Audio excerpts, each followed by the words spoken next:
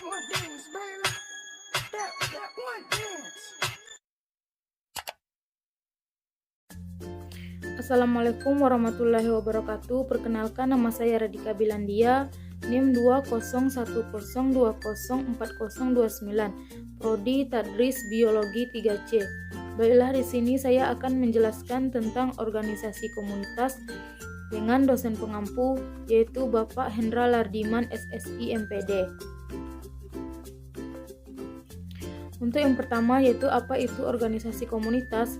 Organisasi adalah sebuah wadah atau tempat berkumpulnya sekelompok orang untuk bekerja sama secara rasional dan sistematis, terkendali dan terpimpin untuk mencapai suatu tujuan tertentu dengan memanfaatkan sumber daya yang ada. Sedangkan komunitas adalah suatu kelompok sosial di suatu masyarakat yang terdiri dari beberapa individu yang saling berinteraksi di lingkungan tertentu dan umumnya memiliki ketertarikan dan habitat yang sama. Selanjutnya yaitu perbedaan berdasarkan tujuannya. Organisasi memiliki tujuan, yaitu organisasi yang akan dicapai bersama, sehingga kegiatan yang dilakukan di dalamnya akan lebih jelas. Sedangkan komunitas biasanya memiliki tujuan sebagai tempat berkumpul orang-orang dengan minat, kegemaran atau bakat yang sama.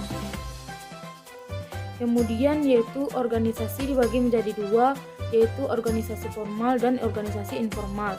Organisasi formal adalah kumpulan dari dua organisasi atau lebih yang meningkatkan diri dengan suatu tujuan bersama secara sadar, serta dengan hubungan kerja yang rasional, contohnya sekolah, negara, dan lain-lain.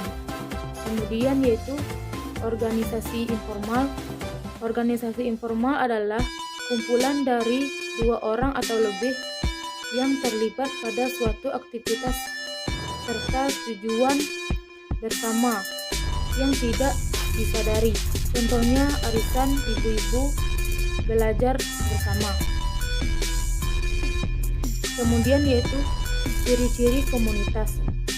Setidaknya ada beberapa karakteristik komunitas yang ada di masyarakat, yaitu dapat diramalkan. Alasannya karena komunitas biasanya masyarakatnya bersifat heterogen, sehingga kreatifan serta proyek kerjanya dapat mudah untuk dilihat berdasarkan perkembangan yang ada. Selanjutnya yaitu bersifat inklusif, artinya perkembangan yang ada di masyarakat dalam komunitas tertentu tertutup bagi seorang dengan perbedaan yang ada. Selanjutnya itu hanya memiliki rencana dadakan dan tidak memiliki program kerja yang jelas. Kemudian yang terakhir yaitu jenis komunitas. Jenis-jenis komunitas terbagi menjadi tiga, yaitu 1. Komunitas berdasarkan minat, 2. Komunitas berdasarkan lokasi, dan 3. Komunitas berdasarkan komuni.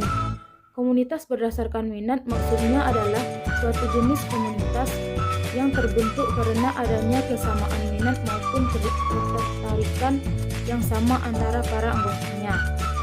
Yang kedua yaitu komunitas berdasarkan lokasi. Maksudnya ialah suatu jenis komunitas yang terbentuk karena adanya kesamaan lokasi atau tempat tinggal secara geografis. Yang ketiga yaitu komunitas berdasarkan komuni.